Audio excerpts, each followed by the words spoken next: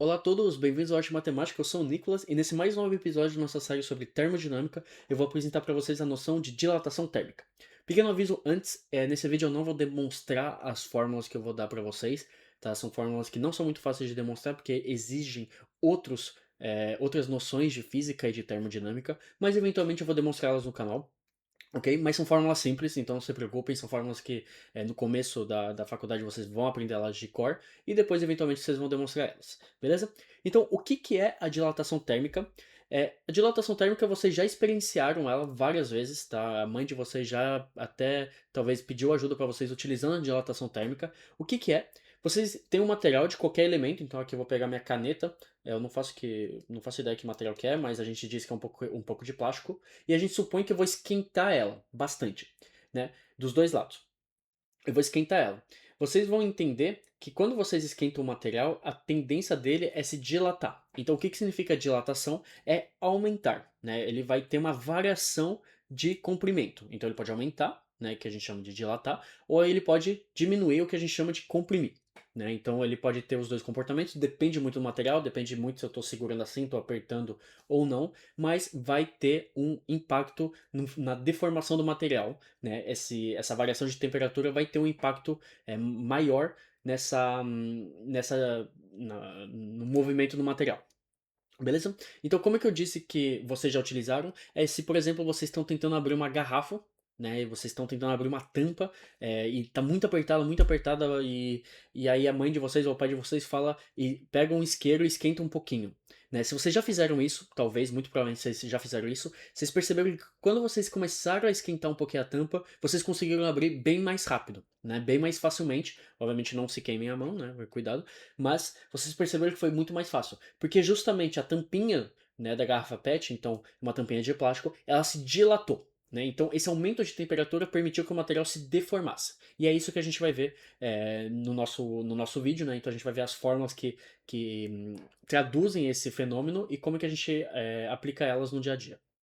Então, primeiramente, eu vou falar de um tipo de dilatação que é dilatação linear. Então, a gente pega o exemplo da minha caneta, né? E eu esquento, por exemplo, suponhamos que a minha mão aqui é uma fonte de calor, então eu estou esquentando isso daqui, e a gente diz que vamos ter uma dilatação linear. Então, essa caneta ela só consegue aumentar ou diminuir de tamanho, né, seguindo o eixo dela. Né? Então, aqui seguindo, por exemplo, o eixo X. É o que a gente chama de dilatação linear.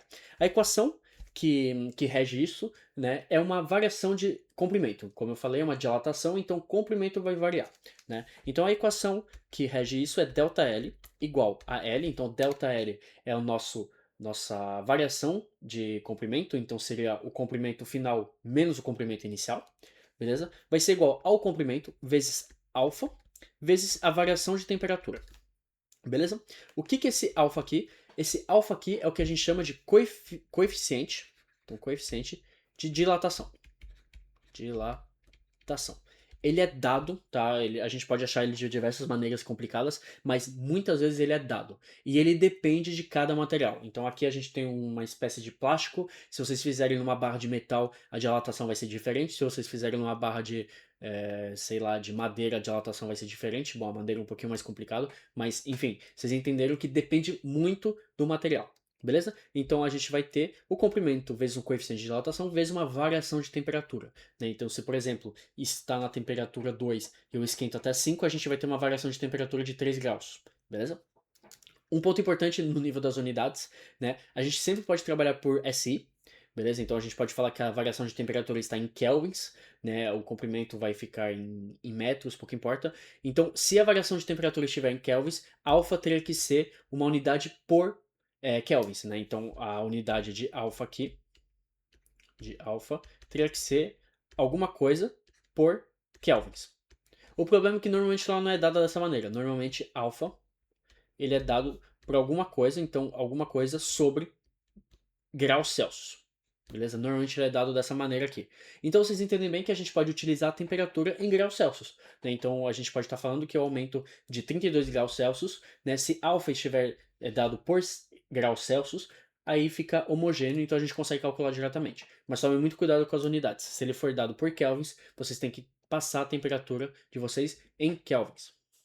Agora, para vocês que entenderam muito bem o vídeo anterior sobre a questão das escalas, vocês podem estar se perguntando, na verdade nem precisa passar em kelvins, tipo, por que que a gente passa em kelvins e não deixa em graus Celsius? E vocês têm razão, tá? Então eu sempre prefiro trabalhar nas mesmas unidades, então é por isso que eu falo que se tiver em kelvins vocês passam em graus, ou Celsius vocês passam em kelvins, porque eu prefiro, mas obviamente é uma diferença, né? Então como kelvins é uma escala linear, né?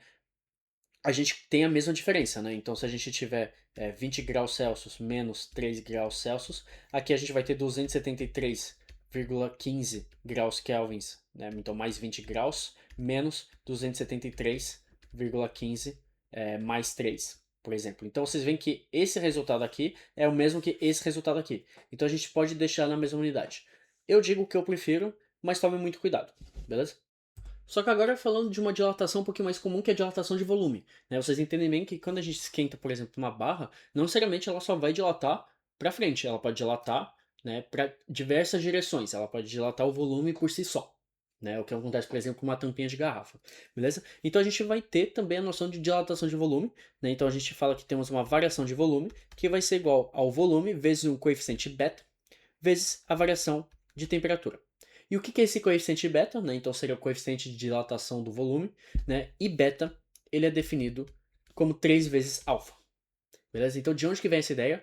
Então é por isso que eu falei que a madeira é um pouquinho mais complicado, mas no geral nos materiais que vocês vão trabalhar, a gente vai ter uma dilatação linear seguindo os três eixos, né? Então x, y, z, estamos no espaço, então estamos falando de um volume, então a gente só multiplica todas essas dilatações lineares por 3, porque a gente tem três eixos, beleza? É por isso que dependendo do material pode ficar um pouquinho complicado, mas no geral, beta igual a 3 alfa, beleza? Então no meu canal, até o ponto que eu vou dizer o contrário, a gente vai utilizar que beta igual a 3 alfa, beleza?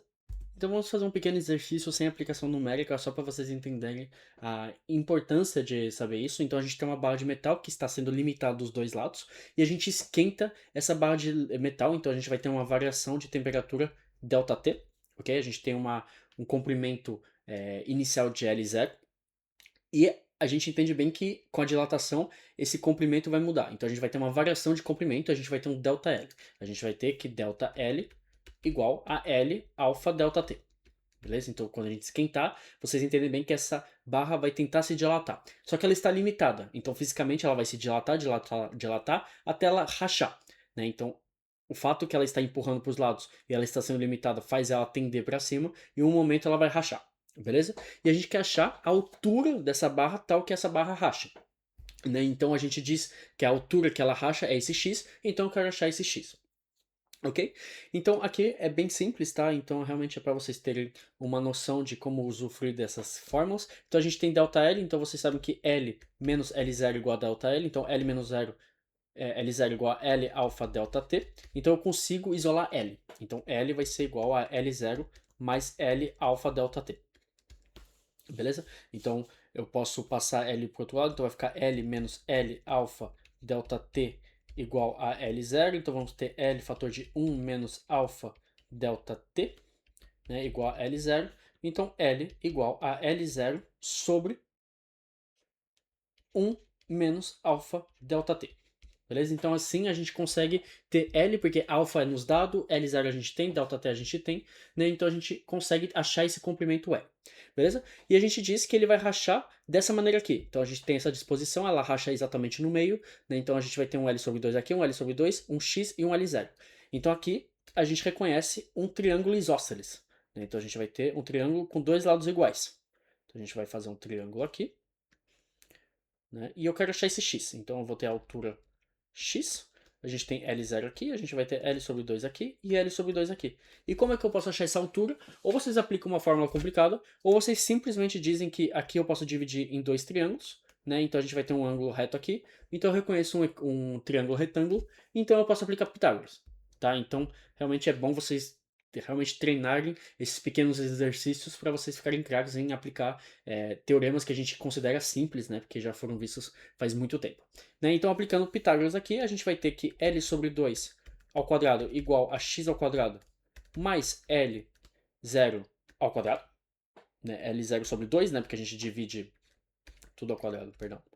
me perdi aqui, L0 sobre 2 ao quadrado, porque a gente divide, né? Então aqui esse comprimento aqui é L sobre 2, L0 sobre 2. E agora eu vou isolar x. Então a gente vai ter que x igual a raiz de L sobre 2 ao quadrado mais L0 sobre 2 ao quadrado. L a gente achou, né? Porque a gente sabe que a dilatação vai seguir essa regra aqui, né? L0 a gente tem, o resto é somente cálculo e a gente acha o nosso x. Beleza? Então esse foi o vídeo de hoje, eu espero que vocês tenham gostado e a gente se vê com os próximos vídeos. Até mais.